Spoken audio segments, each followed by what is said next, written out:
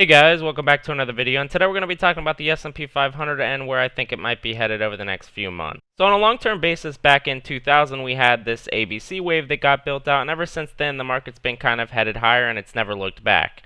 And we've kind of been completing this 5-wave cycle higher ever since then. So far we have this first wave up to here, this second wave which was consolidation, and then this third wave up to here. And then for the past few years we've actually been consolidating in a range, and I think the market's ready to make its last wave higher here and top out. And after that point, I think we get another elongated consolidation range. So where we're most likely going to head over the next few months, well, on a short-term basis, I do think we get a pullback by about 10%. We have this kind of megaphone pattern that we're in right now, and we're at the top of this range, so it would make sense to pull back here. There's been previous supply at the top of this megaphone every time we've seen it.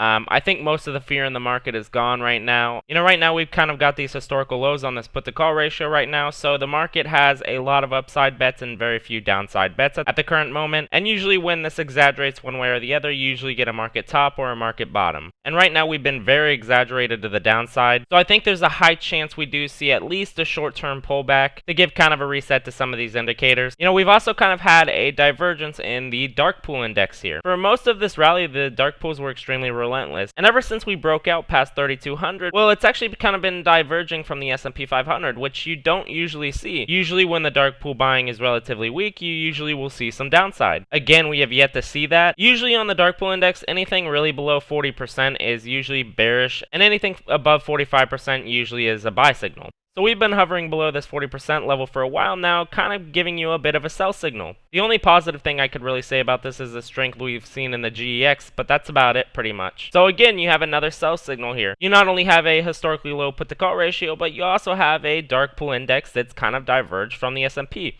Again, kind of leading you to assume that there's going to be some short-term downside here. So I do think we do get a pullback. I think the first area we'd probably get a pullback to is going to be this 23.6% retracement.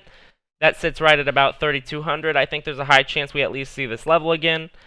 This would be basically back testing the breakout we saw from this level back here when we had this flat ABC wave. So I think there's a high chance we at least see this level again.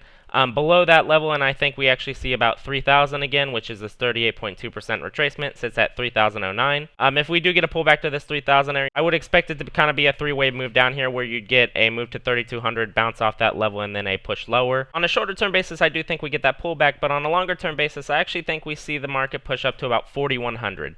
So that's its 161.8% extension of its entire range. So this megaphone's range goes from 3,408 to about 2,200. So the 161.8% extension of that sits right at about 4,100. A breakout of this range usually is going to lead you to that 161.8% extension, and that's sitting right at about 4,100. So I think there's a high chance we see this level before the market actually tops out, and I think that would kind of complete its long-term cycle higher on a fifth wave move. And then I think we could see another long-term ABC wave where we see a similar thing that we saw back from 2000 to about 2008, where we could see another long-term consolidation zone, where then I think we get some really significant short-term downside. I don't think the bearish thesis is necessarily wrong.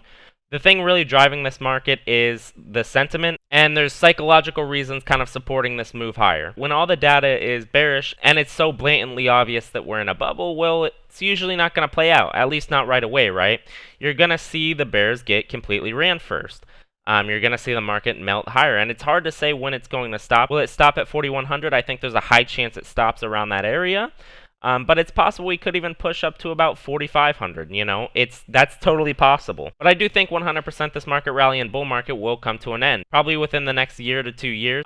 My guess would be probably in the second half of 2021, I think there's a high chance we see significant downside past that point. Markets don't only go straight up. We do see downside events, 1999, the NASDAQ declined 87% in 2 years, 1929, you had a 90% drawdown. These are events where we've seen significant downside in financial markets, and we're going to see them again. And I think there's a high chance that we are in a bubble, and that bubble ends at probably around 4,100. But I do think we see that level first because I think there's psychological reasons to propel us to that level. So any pullback here, I'd be looking to buy and put my risk versus a certain level and ride this market higher, because I think it does have significant room higher that we can see first before seeing significant downside. Anyways, that's kind of my views on the S&P. I think shorter term we do get a pullback here, and I think longer term we do see a push up to that 4,100 level. If you enjoyed this video and it helped you out in some sort of way, make sure you leave a like and subscribe. Thank you so much for watching.